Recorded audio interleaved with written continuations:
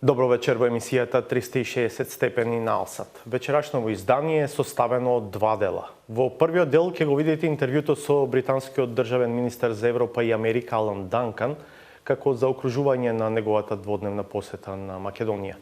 Данкан, кој се сретна со политичкото раководство во земјава, одговара на прашањата на 360 степени за процесот на конституирање на новата власт, за улогата на СЈО, за прашањето за името, интересот на Велика Британија за регионот по Брекзит и днината на НАТО по изборот на Трамп, улогата на Русија.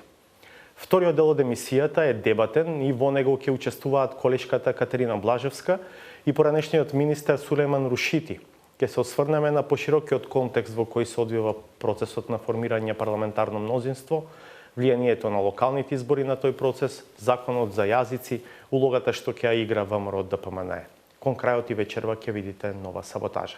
Бидете на Алсат, содржините се по паузата.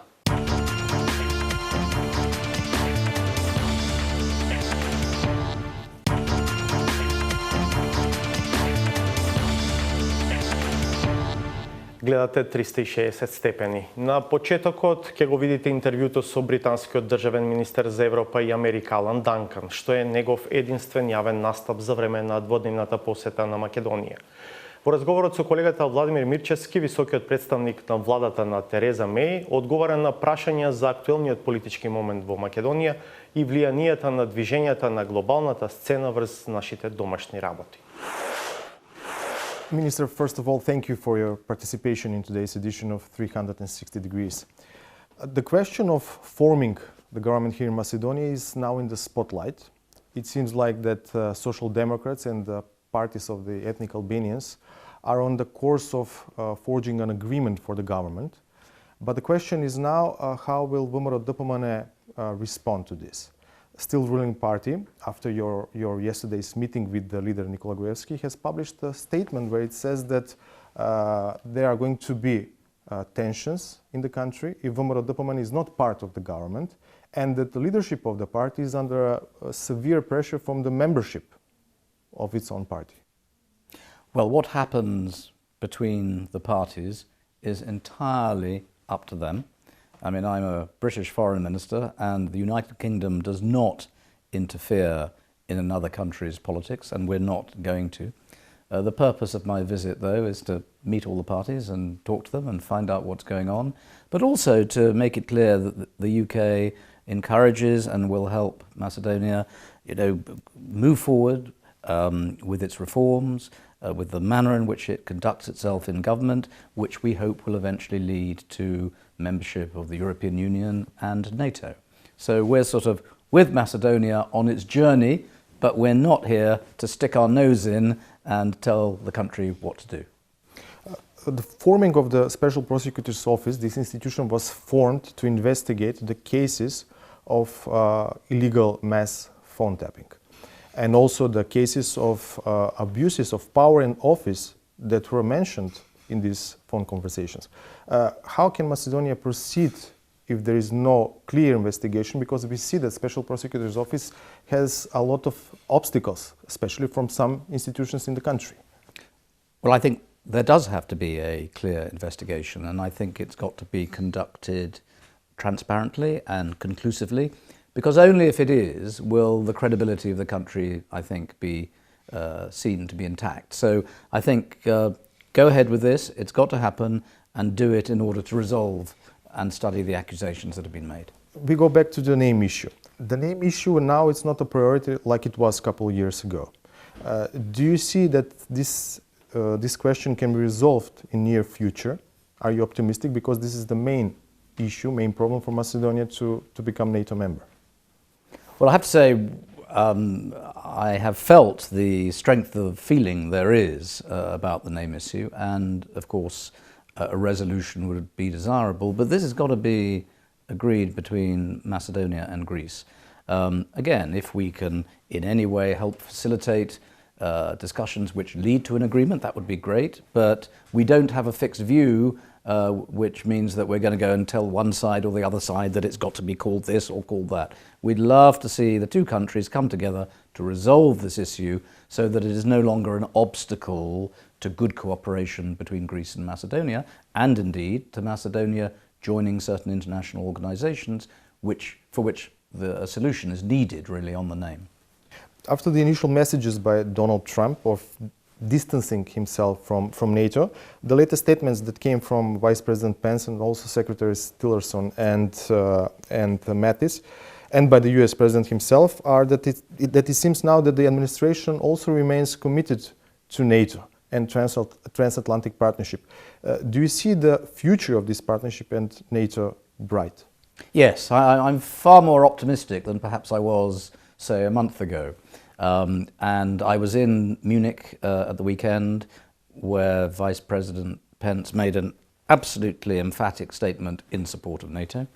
The President's point is that people ought to pay their way.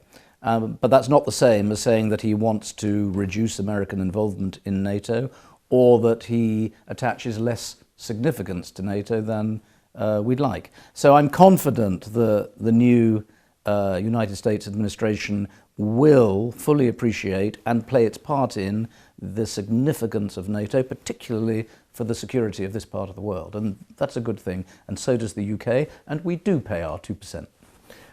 After Brexit, is Britain still committed to Western Balkans, including Macedonia? More so. We most certainly are. We are leaving the European Union, which is a sort of governmental club. We're not leaving Europe, and emphatically, we are not in any way going to step back from the defence and security participation which we think matters so much to this part of the world. So, if anything, we're going to increase our attention to the Balkans. And in fact, we had a very important National Security Council meeting at the beginning of this week, which made the clear decision that we will increase our resources and our effort in this part of the world. So we're not going backwards. If anything, we're going forwards on all this. Russia is trying to fill the partially void that was left by West here in the Balkans. And Moscow has been very vocal about the situation here in Macedonia, for which it points its finger towards West, towards the Western Alliance. How do you see this? Well, this week I've also been to Montenegro, and the interference which I think we've witnessed there is unacceptable. So I think it's fair to say that you've really got to be alert to what any increased Russian influence would mean. I mean, I think by and large they are out for their own interests rather than the interests of the region, whereas we and NATO are here to serve your interests primarily. So if you want to be richer and freer, I would say look away from the Russians towards Europe. But if you want to be poorer, then go down the alternative route. Thank you very much. Ова беше интервјуто на Владимир Мирчевски со британскиот министер за Европа и Америка Алан Данкан. Продолжуваме со емисијата. Наред е дебатниот дел, го најавив на почетокот на емисијата.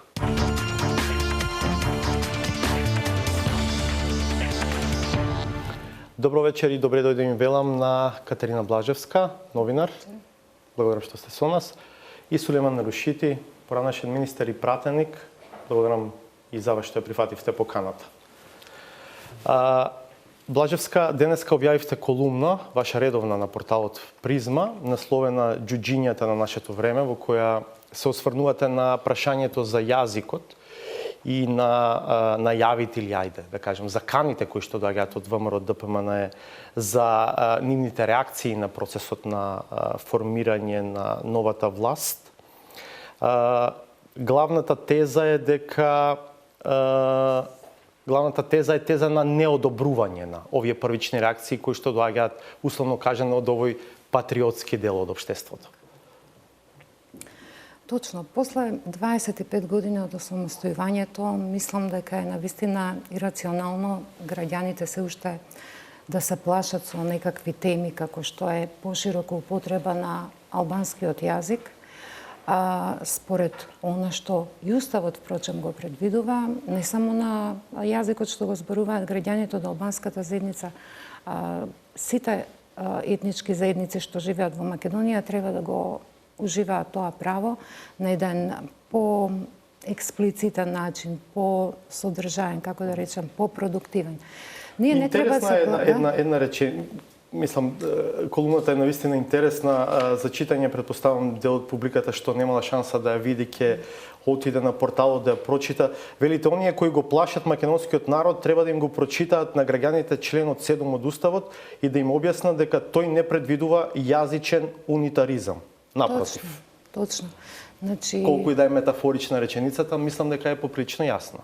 Апсолутно јасна и сега мислам дека се игра на нешто да им се представи на граѓаните дека допрва ќе се случува нешто страшно, дека некој ќе го загрози македонскиот јазик, дека ќе биде загрозена унитарноста на државата. Плашење со такви бабароги во принцип никогаш не ми се допаѓале како граѓанин, бидејќи се предмет на манипулација, не се добри за демократските процеси во општеството, особено не во едно мултиетничко општество, каде што јазикот не треба да биде пречка, јазиците треба да бидат оној лепакот што ќе ги спојува луѓето, а не да ги раздвојува.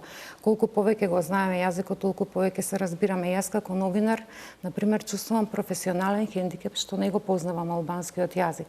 Знаете колку ми е непријатно кога треба да им досадувам на колегите албанци да ми преведат нешто од албански јазик. Јас тоа можам да го побарам еднаш, два пати, три пати, потоа ми станува непријатно. Значи, чувствувам хендикеп што не го познавам јазикот. Велите, јас му честитам на Груевски што дал согласност за затворање на прашањето со употребата на албанскиот јазик, како што јавно и децидно потврдуваат од ДУИ. И велите, таа негова согласност за дорегулирање на употребата на албанскиот јазик никако не ја сметам за распродавање на унитарноста на Македонија. Тоа не го ни помислив никога при свеченото пуштање во употреба на мостот во Сарај, Груевски се обрати на албански јазик. Да, мене тоа апсолутно ми се допадна. Ми личеше на еден еманципаторски исчекор во однос на се што дотогаш се случува на таа меѓуетничка релација и навистина ми се допадна тој гест, без оглед колку нему што го читаше текстот. Меѓутоа гестот ми се допадна.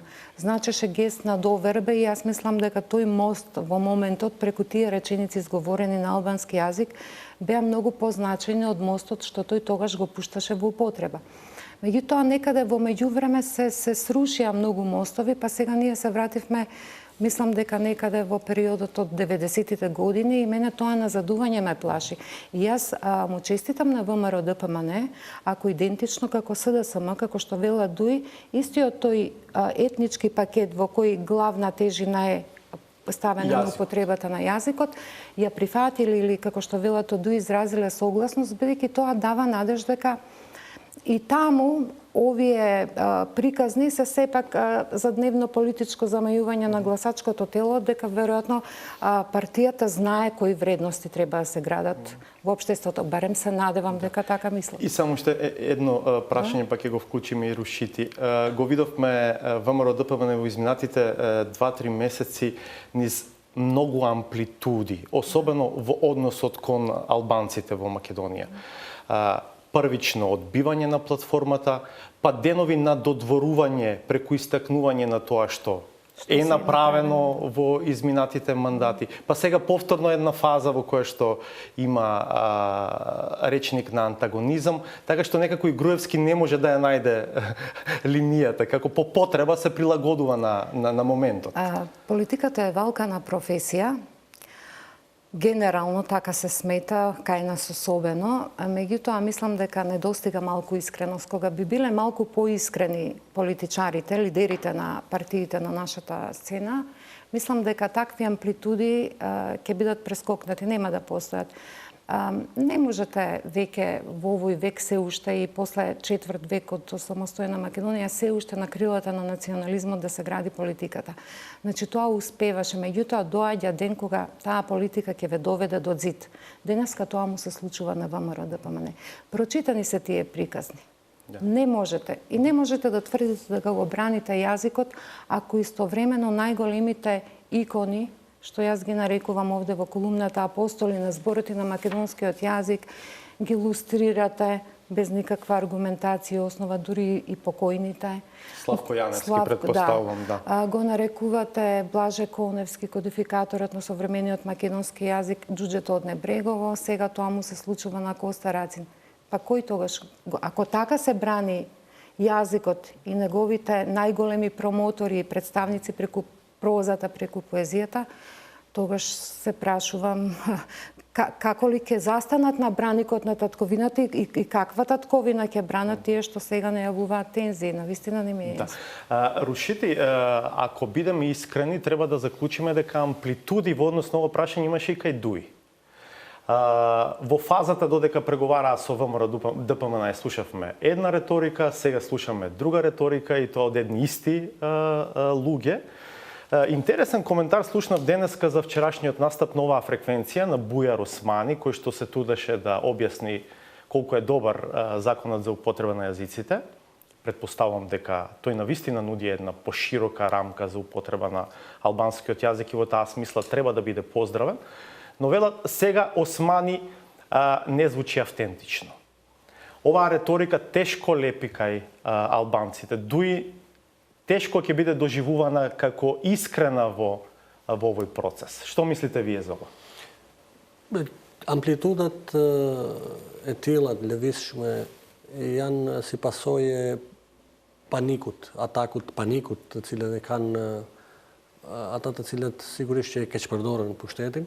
Unë mendoj se BDI-a është peng, vetë BDI-a një rast parë si parti, është peng e disa individëve të cilët ishin në bashkëpunim të fuqishëm me figurat qendrore të VMRO-s.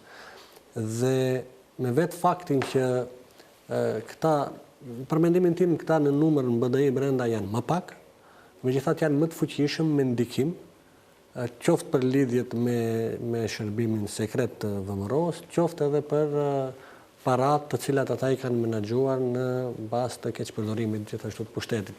Dhe këta individ e mbajnë peng në rast parë BDI-n. Duke qenë që BDI-a ka qenë partia më e madhe tek shqiptarët deri në zgjedhjet e fundit, këta e kanë mbajt peng edhe i mbajtën peng edhe shqiptarët një periudhë të gjatë dhe bënin, si më thonë, ndërhyrje edhe tek pjesa e opozitës shqiptare. Kishte tentativa të ndryshme gjatë kësaj periudhe që shqiptarët të prodhojnë një politikë opozitare. Këtu nuk e llogaris partinë e cila u privatizua nga Mendothaçi, pjesë e cilës kam qenë dikur edhe unë, por filloi një lëvizje, një energji e madhe, një vibrim i madh tek shqiptarët për gjetur formën për të ndeshkuar të dy partitë të themi të quhen tradicionale. Dhe jo rastësisht mendoj se ndodhen partitë e reja, lëvizjet e reja, ndodhen votat që u dhanë tek LSDM-ja e kështu me radhë. Pra, sigurisht që BDI-a është në një udhkryq. Ky udhkryq, domethënë, i ka ndjekur edhe partitë tjera shqiptare në Maqedoni. Në momentin kur duhet të reformohen, ato ose shpërbëhen, ose bëhen edhe më despotike, pra merren peng dhe zvoglohen ngadalë. Pra kemi dy lloj kategorish partive shqiptare. Dhe sigurisht që tani skenën e bën më interesante dhe më vibrante edhe paraqitja e formacioneve të reja partijake, të cilat janë në krijim, të cilat sigurisht që do duhet të pozicionohen, për shkak se akoma nuk janë parti të cilat kanë formuar identitet, e kam fjalën për Lëvizjen Besa dhe partitë të cilat e përbën aleancën për shqiptarët. Ајде пред тезата за јазикот, бидејќи претпоставам сега натаму ќе го тирате разговорот, ве молам да направиме уште една пауза, па ќе се вратиме и ќе го продолжим разговорот со вас. Благодарам за сега. Бидете на осад.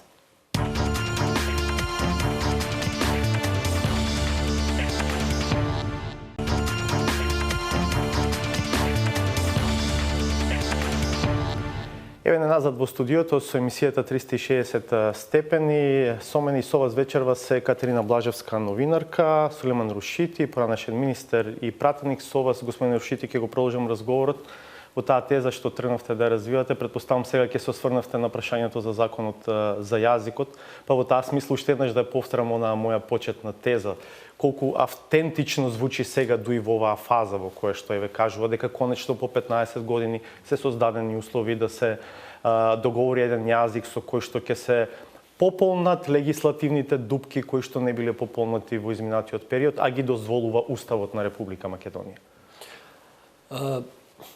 BDI-a për mendimin tim u detyrua që të hapet ndaj ideve të partive tjera të reja, për shkak se këtë definuan votuesit.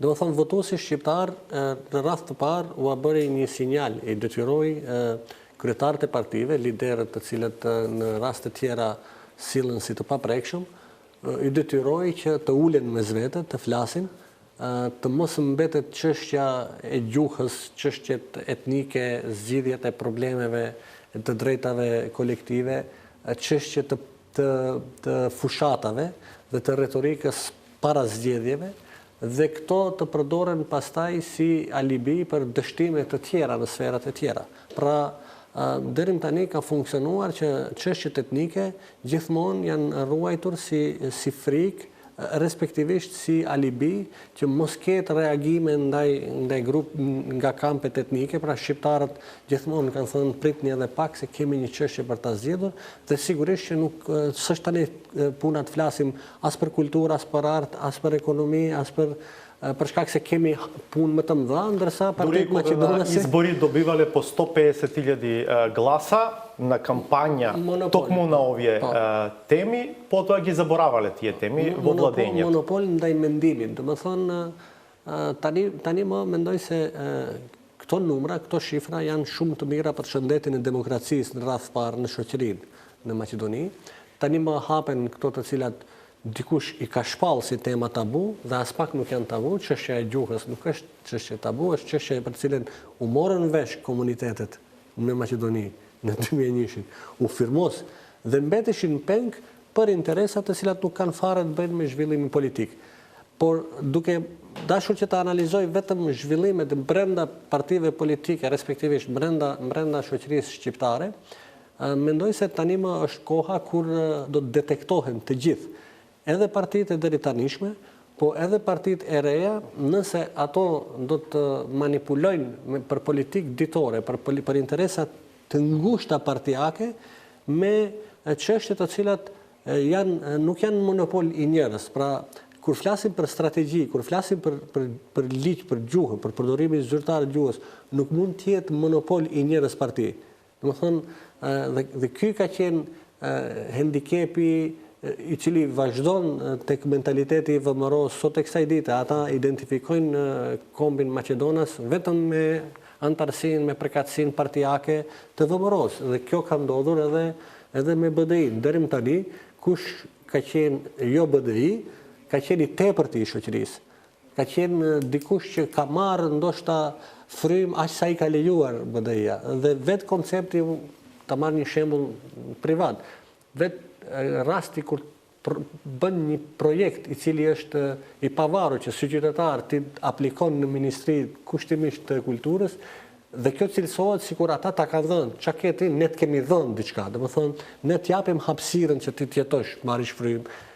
Kjo në të përgjithshëm ka ekzistuar. Domethënë, koncepti ka qenë i tillë.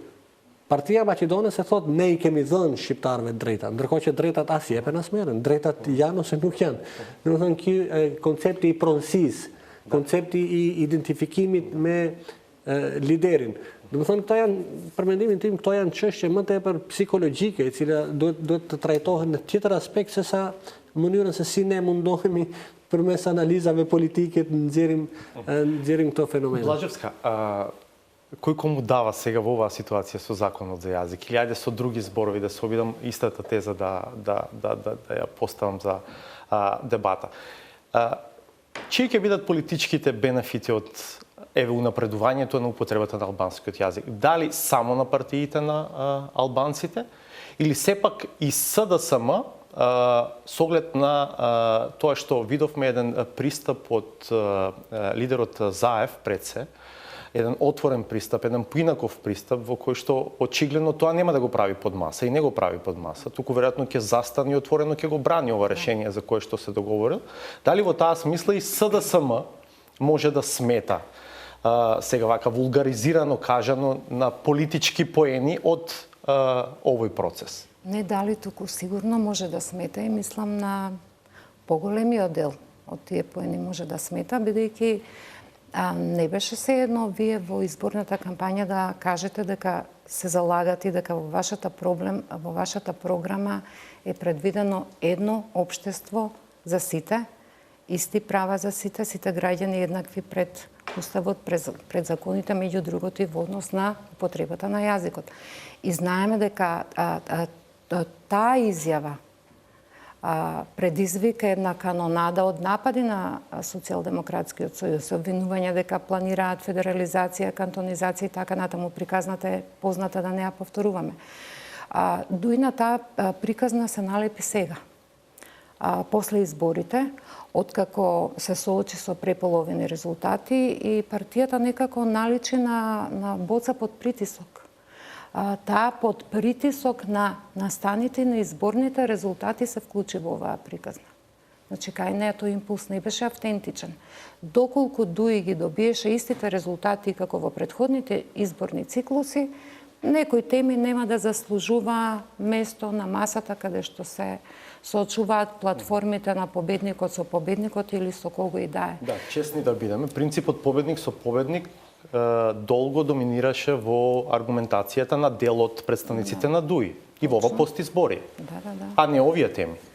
Не. Значи, овие теми беа ставани настрана затоа што се сметаше дека мора по клучните прашања. Па ние 10 години се возиме на ветувањата на Дуи за интеграција во ЕУ и НАТО. Секогаш тие добиваа приоритет, дури и на сметка на интересите на албанската заедница, па и на другите, само заради демек тие стратешки определби. И трчајки по тие стратешки определби, всушност тапкајки во место, не ни тапкајки, уназудувајки ги тие интегративни процеси, ние ги изгубивме сите други вредности во општеството и можност граѓаните да добијат една вистинска можност да си ги реализираат тие права и мислам дека политичка криза е многу комплексна и правна и морална и секаква, но на вистина некој ќе рече сега ли најдовме да се расправаме со јазикот, но кога? Еден ден веќе оваа тема мораше да се затвори, да речеме, за да можеме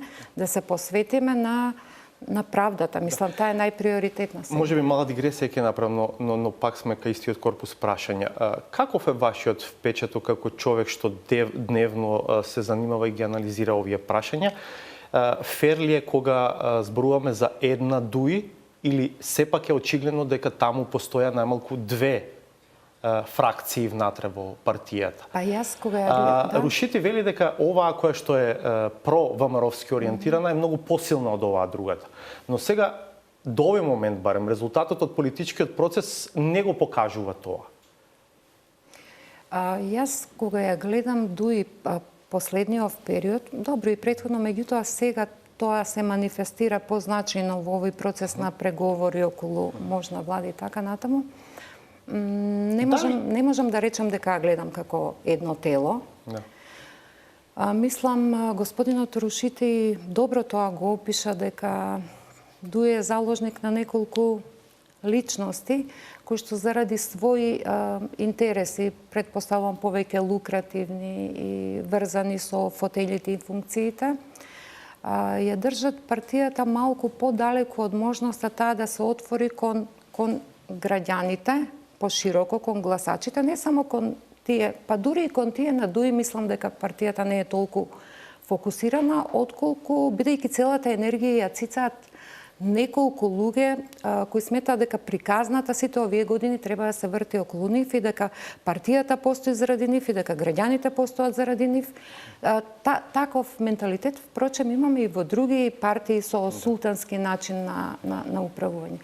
Од тој аспект, јас не сакам да речам дека гледам две Дуи, но гледам едно подемократско и повизионерско крило на Дуи и едно конзервативно и ретроградно, кое што доколку му се даде можност да ги носи или да влие врз клучната одлука, партијата ќе ја однесе во пропаст. Рушите, дали подпредседателите Арифи, Бейта, Меджити можат да го јавнат бранот на некакви симпатии и популарност кои што сега ги стекнуваат во овој процес и евентуално, условно кажано вака, да ја спасат дуи? Pas zgjedhjeve, rezultati ishte i tillë që po të mos ishte afruar, apo po të mos kishte thirrur Aleanca për shqiptarët një tryezë të përbashkët, unë besoj se tashmë do të kishim një qeveri VMRO dhe BDI, duke u thirrur në mungesën e numrave nga ana tjetër dhe mos bashkëpunimin e Besës me BDI-n, pra 10 me 51 do të kishin një 61. Po kjo e hapi mundësinë e një debati tjetër, mundësinë që duhet shikohen gjërat në vazhdimsi. Mendoj që BDI ka marrë një goditje nga elektorati i vet. Ai elektorat edhe ashtu i përgjysmuar e votoi me një retorik që në këtë qeverisje ne nuk kemi patur çfarë t'i bëjmë Gruevskit. Ai është i keqi dhe ne për hir të nuk e di çka, për hir të integrimeve që nuk ndodhen, kemi durur gjithë këto vite. Na jepni kësaj radhe neve mandatin dhe ne do ta ndëshkojmë Gruevskin. Kjo ka qenë pak a shumë i simplifikuar qëndrimi i BDI-s në fushat. Dhe shumica e votuesit edhe i BDI-s i dha votë mundësi edhe për shkak të klientelizmit sigurisht, por i dha me idenë që do të ndryshojë, domethënë me idenë që nuk do të jenë partner me VMRO, domethënë dhe kjo duhet lexohet kështu. Nuk ka nevojë të fshihet. Dhe duke marrë parasysh që këta 4 kryetarët janë edhe kryetar komunash që sigurisht dëshirojnë që edhe një herë të marrin mandat në zgjedhjet lokale dhe duke ndjerë ambientin tek popullata shqiptare që është dominante në komunat ku ata duan të marrin votë, e bën një hap tjetër, domethënë që të kenë mundësinë e bisedimeve dhe që të hapin bisedime edhe me LSDM, duke e ditur që për momentin tek shqiptarët figura e kryetarit të LSDM-s është figurë e kapshme, e akseptueshme. Një figurë të cilës shqiptarët për momentin i kanë zgjatur dorën për shkak se kishte një retorik tolerante para fushatës që duhet patjetër edhe një herë ta theksoj që ka qenë lideri i parë, nuk them maqedonasi i parë në politikë, por lideri i një partie politike maqedonase që përpara zgjedhjeve ka patur një retorik të tillë për t'u hapur edhe ndaj elektoratit shqiptar, respektivisht një gatishmëri për të mbyllur këto tema të cilat na lënë mbas të gjithëve. Dhe duke matur këto disponime, mendoj se figurat të cilët ju i përmendët bën këtë shiftin nga VMRO-ja tek LSDM-ja. Megjithatë, unë mendoj se BDI-ja, nëse dëshirojnë që të marrin këshill si një qytetar, mendoj se BDI-ja nëse nuk do të reformohet thellësisht, jo vetëm si fasad, jo vetëm të dërgoj ministra të rinj, të cilët disa nga ata i dëgjoj edhe duket që edhe kanë kapacitete, por mos u japin pushtet real në parti. Pra BDI-ja duhet patjetër të reformohet dhe unë mendoj se jo vetëm BDI-ja, ta përfundoj të idenë e kësaj katarzës politike e cila më duket se është duke ardhur, është në lindje. Pra, mendoj se të gjitha partitë politike në Maqedoni për momentin kanë mundësinë dhe është nevoja që të bëjnë katarzën politike dhe të vendosen në baza normale të politikë bërjes dhe të profilohen si parti realisht demokratike, për shkak se deri më tani është dëshmuar se këtu kemi patur pluralizëm, por jo demokraci.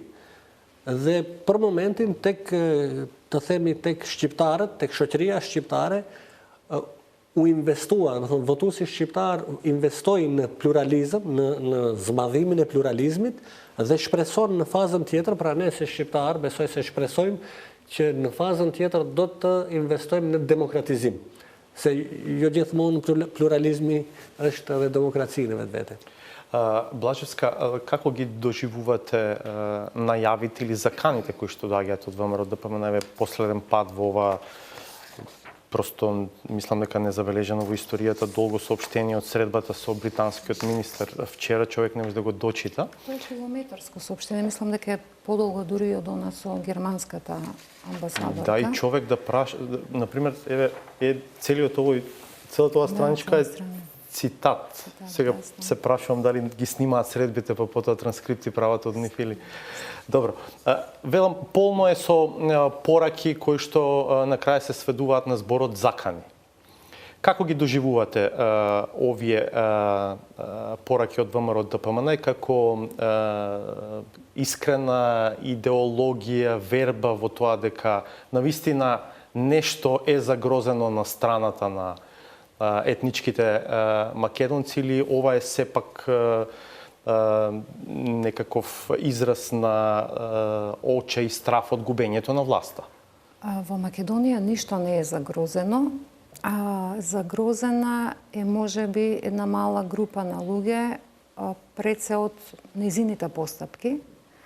Односно, таа е влезена во концентрични кругови на перманентен страф дека еден ден може да се соочат со правна разврска на случаите кои што ги покренува специјалното обвинителство и за тоа да го скријат тој страф од правна разрешница на индициите за криминал кои што сите ги слушнавме во бомбите, ги трансферираат во сосема други приказни кои што немаат врска со реалноста. При тоа мене не ми се допаѓа повикувањето на народот, граѓаните се вознемирени, читам во тоа соопштение, граѓаните се фрустрирани, граѓаните, народот сега поминал некој ги прашал граѓаните што мислат, бидејќи граѓаните не кажале ништо.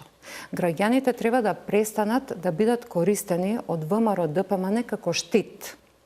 Да не употребам еден друг грд израз, не сакам во оваа ситуација, бидејќи граѓаните на Република Македонија на вистина не заслужуваат така да бидат третирани. Значи, не може лидерот на ВМРО да се покрива со граѓаните. Не може да тврди дека еве имаме најава дека може да има тензии, ние не можеме тоа да го спречиме. Па тој не сака да спречи, бидејќи тој ги произведува искрите кои може да предизвикаат тензии.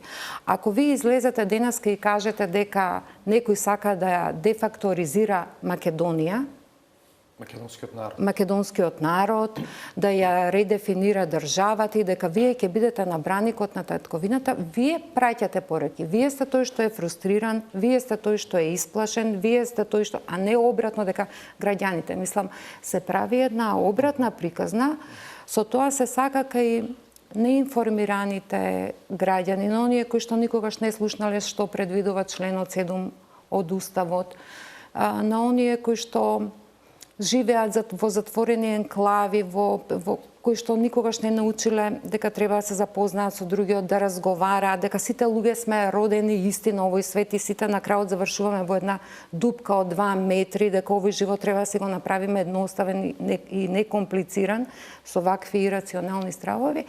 Сите тие се подобни за тој да ја шири таа приказна. Тоа не е мудра политика, напротив, мислам далеко од тоа.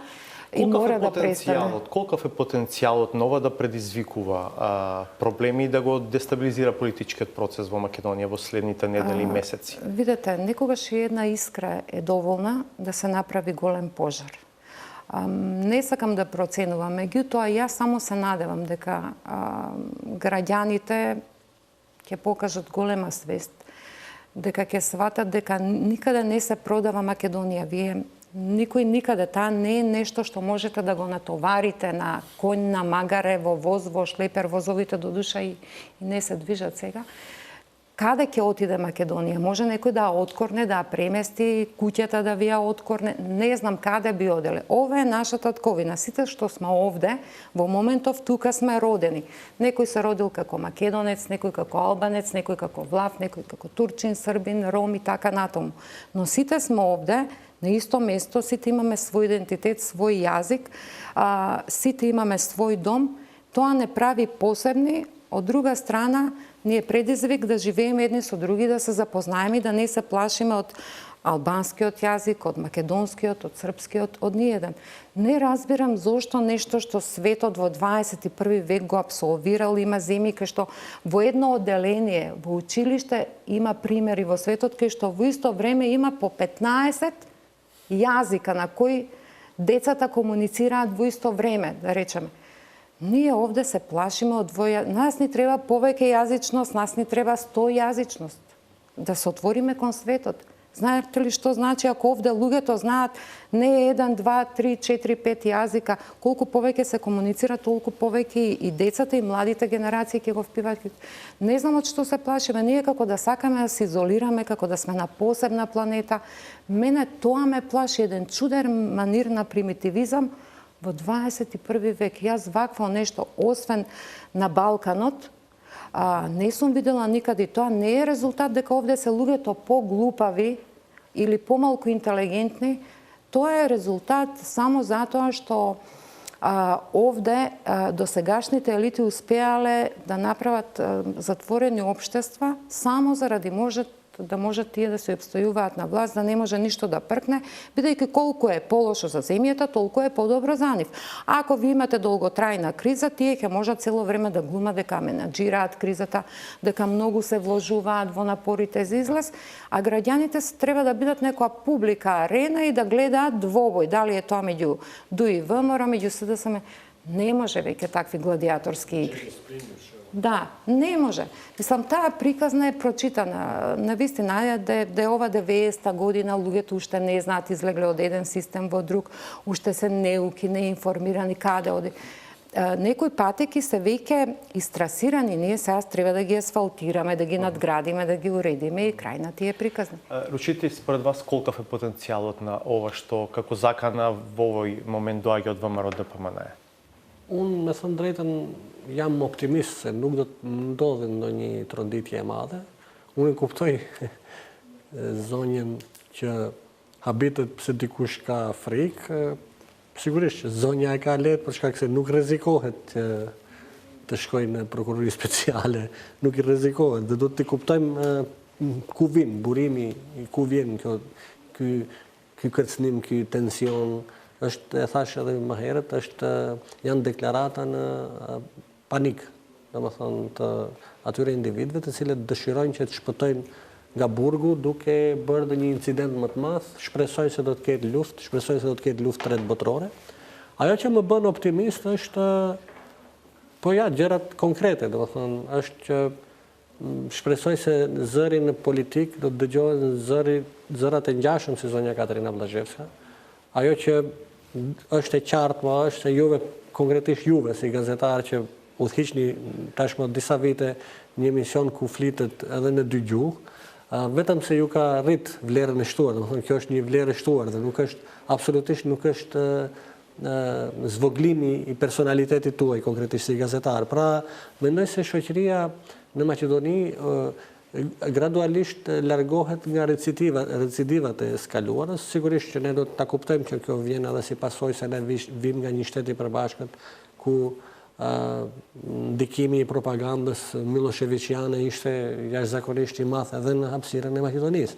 Dhe gradualisht kemi ardhur në një pozicion ku kanë filluar të dëgjohen edhe zërat e arsyes, zërat e arsyeshëm, zërat të cilat e kuptojnë, unë e them që jam i përkas atij grupit të njerëzve të botës që mitin e Babilonisë nuk e kuptojnë si mallkim, por e kuptojnë si bekim nga Perëndia, për shkak se unë nuk do kisha dash jetoj në një botë ku flitet një gjuhë, se nuk do ishte interesant. Nuk do kisha dash të jetoj në një botë ku të gjithë do të vesheshin njësoj, me të njëjtin kostum, uniform. Domethënë unë dua botën e larmishme, sigurisht që dua edhe dua që të ofroj botës edhe vlerat e identitetit tim me cilin unë jam rritur, që nuk e kam zgjedhur, po mendoj se mund t'i gjejmë gjërat e bukura të përbashkëta dhe këto t'i kultivojmë. Absolutisht unë mendoj se nuk mund të ketë sukses një politikë e cila rritet, zhvillohet në bazë të ngushtimit të hapësirës së tjetrit. Është e përkohshme. Domethënë nuk është strategjia animoziteti. animoziteti është vetëm frikë, dhe frika është kategori psikologjike, psikiatrike, nuk mund të bëhet strategji. Dhe unë mendoj edhe nga ana tjetër mendoj se vetë pasuesit e VMRO-DPMN së tanishme, vetë antarësia brenda do ta kuptojnë se nuk ka përse dikush që të futet në rrezik dhe nuk si do ta rrezikojë dikush një rrogë minimale 200-300 euro për dikë që ka bërë miliarda. Dhe këto janë çështje të cilat sigurisht që gradualisht besoj se do ta kthjellojnë edhe qytetarin, edhe atë pjesën e qytetarëve të cilët besoj se deri më tani kanë dalur edhe nga frika. Se ne dim që edhe protestat që janë bërë me mesazhe është keq përdorur administrata, pra janë keq përdorur të gjitha mekanizmat e shtetit për ta mbajtur të kapur shtetin për nevojat të këtij grupi i cili pasurohej vazhdimisht derisa u zbulua. Pra, unë jam optimist, unë mendoj se duhet sidomos Barci i mandatari i cili duhet të bëhet në të ardhmen, domethënë e afërt, pra zoti Zaev, nuk duhet të ketë frikë as po partitë tjera të cilat i futen këtij procesi, për shkak se mendoj se do kenë aleat më shumë se sa kundërshtar. Pra në shoqërinë në Maqedoni, edhe ndër shqiptarët, edhe ndër maqedonasin, ka zëra të arsyeshëm, të cilët do të bëhen edhe më të zëshëm, dhe këta do të jenë aleat të progresit. Dhe mendoj se duhet të gjithë t'japim kontributin ton maksimal për të ndërtuar një shtet progresiv, për t'i mbyllur të çështje të cilat na kanë mbajtur peng pa nevojë. Të gjithë e kanë të qartë se të flas dikush në gjuhën e vet apo të gëzoj të drejtat apo të bëhet ndarja e buxhetit në mënyrë normale nëpër komuna nuk është as shitje as blerje, por thjesht është një metodë normale e një shteti normal, dhe të fillojmë të mendojmë për si do të gjejmë mënyra për të zhvilluar. Dhe kjo është esenca.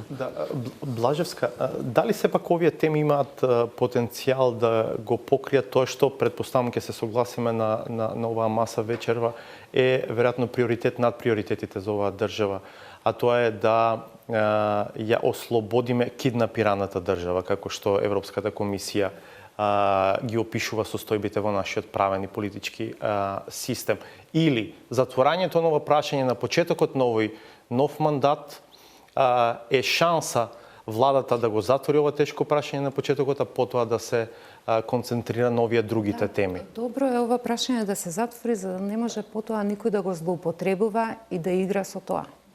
Има предизвици веројатно во имплементацијата. Има предизвици, меѓутоа тие полека низот ќе се средуваат. Ја мислам дека тука веќе не треба да има нервоза ако партиите се согласиле за верзијата и за незините решенија. Не гледам страв дека нешто Македонија ќе пропадне ако еден министер албанец има право да се обрати во владата на албански јазик или ако документите или предлозите што излегуваат таму се архивираат и на албански јазик покрај македонскиот, или ако некој човек треба да напише молба до судот или да му се обезбеди судски процес да се води на албански јазик. Ниедна држава не пропаднала заради тоа што луѓето се разбрале. Војни и пропаѓање на држави се случиле затоа обратно, затоа што луѓето не се разбрале. Значи, ние ако обезбедиме механизми да се разбереме, Македонија нема да пропадне. Значи, кога ова ќе се надмине, потоа добро е сега да се заврши со ова, процесот на имплементација секако ќе тече, но тоа ќе биде паралелно, да речем. Главниот коридор, главната патека треба да биде почеток на ослободување на заробената држава. Мислам дека тука реформите во правосудниот систем се нешто што треба да има апсолутен приоритет. Продолжувањето на мандатот на СЈО, реформите во безбедносниот систем, пред се во управата за безбедност и контраразузнавање. Мислам дека тука и ние не треба многу и да се мачиме, редоследот го има и во извештајот на ПРИБЕ, точно со констатирани диагнози, само треба кај нас тие што се операторите, да речем во смисла на извршната власт, да седнат да си направат програма, акцијски план, по кој редослед ќе почне да се спроведува. Да, Рушити, за вас еве на крај ова прашање. Има ли потенцијал овој антагонизам што сега е на сцена во одредени кругови во општеството да се стави на тоа што е навистина приоритет за оваа држава, како што рековме, ослободување на заробената држава? Ajo që është me rëndësi, që parashtrohet si pyetje, që a është mirë që në fillim të zaurohen, të mbyllen këto çështje të hapura, sigurisht po, për shkak të simbolikës, për shkak se politika në radh parë dhe liderët politik duhet, domethënë, e ngrisin shoqërinë në bazë të asaj që përcjellin si mesazhe dhe japin shpresë për progres, apo mesazhe të krizës, të përplasjeve, të betejave. Pra mesazhi është shumë i rëndësishëm politik. Dhe mesazhi i hapjes, i bashkëpunimit në këtë rast është shumë me rëndësi, sidomos është me rëndësi për qytetarët shqiptarë, të cilët do të marrin siguri se nuk ka qenë një floskull, nuk ka qenë vetëm një paraqitje, një fushat, nuk është vetëm një tentim për mashtrim të ri, tani edhe nga Zoran Zaev. Po, Се додаде на лојалност, на посветеност, на верба во тоа што понатаму треба да следува. Dhe unë mendoj se pas kësaj shumë shpejt kjo çështje do të harrohet, do të përkushtohen të gjithë qytetarët për zhvillim. Po edhe sektori privat, gjithçka, domethënë unë mendoj se në momentin që do të tejkalohet kjo pikë, pres një zhvillim galopant edhe të ekonomisë këtu në Maqedoni, ndoshta do dukem shumë optimist, por mendoj duke marrë parasysh edhe përvojat e vendeve të tjera, duke marrë parasysh edhe kapjen shumë të madhe që është deri tani dhe duke marrë parasysh pjekjen e shoqërisë. Unë e shoh që shoqëria në Maqedoni është pjekur. Shumë është pjekur ajo shoqëria e cila është mbajtur me bryla në margjinat e kësaj shoqërie dhe tani nga margjinat, nga qoshet do të jetë në fokus të zhvillimeve. Kjo më bën optimist, në radh parë më bën optimist zhvillimet të cilat po ndodhin në hapësirën e shqiptarëve në Maqedoni, po sidomos edhe në hapësirën e asaj që quhet elitë intelektuale në Maqedoni. Më vjen keq që edhe një herë do ta përmendi, por do të isha shumë i lumtur që një qeveri në Maqedoni të marrë këshilla nga një profil siç është zonja këtu.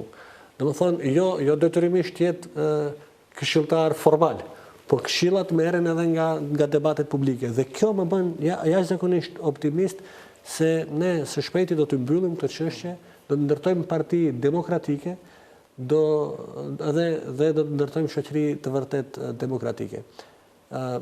Sigurisht që një nga prioritetet tjera, domethënë që është paralel si prioritet, është funksionimi sa më i shpejt i drejtësisë. Pra, këto janë dy çështje për mendimin tim të cilat nuk bën njëra pa tjetrën.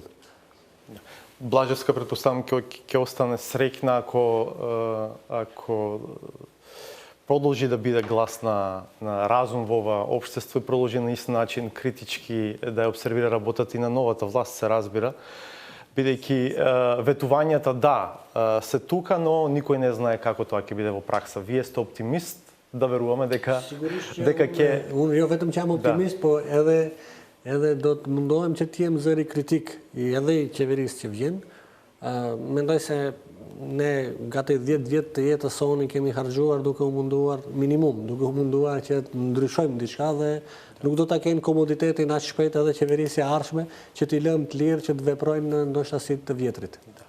Да, демократијата зборува за проблемите кои што ги има, не за тоа колку е добра и само така оди напред. Благодарам уште еднаш што бевте мои гости. Го најавам Сречко Поповски и Саботажата.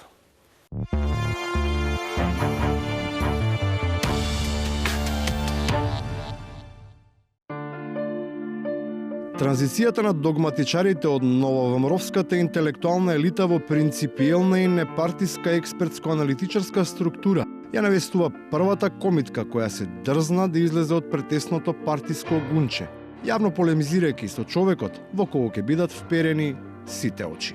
тој го врзува сега со добивањето на мандатот со уште два услова, како што кажавте, програмата да ја види, дали таа задира и е во согласно со уставот, но и дали задира во унитарниот карактер на државата и дали некој ќе му обезбеди нели она што за што се залага да се обезбеди развој на и реформа на безбедносните служби во државата.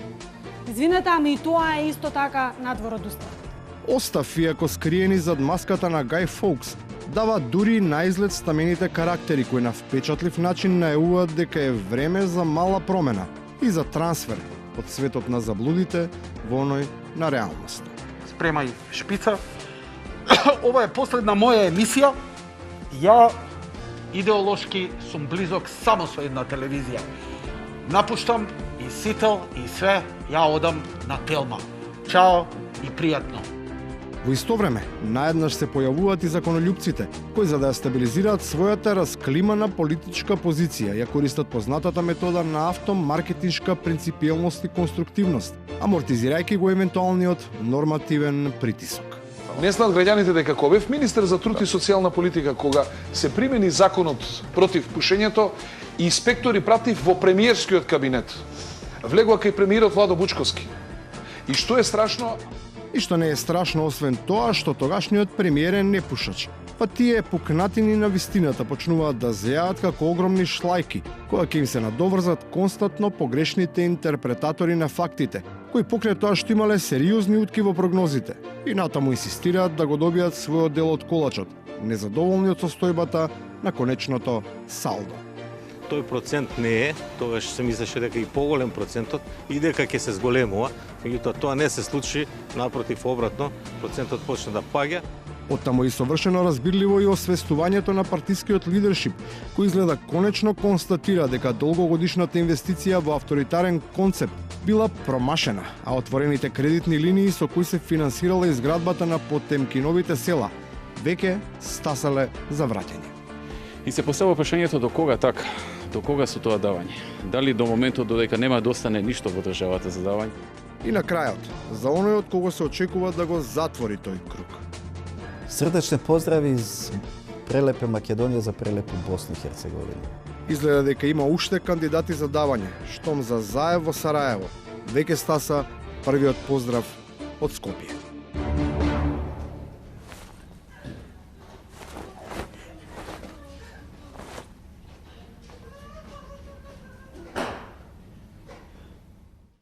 Гледавте 360 степени, ќе се видиме повторно в понеделник од 22:30. Пријатно!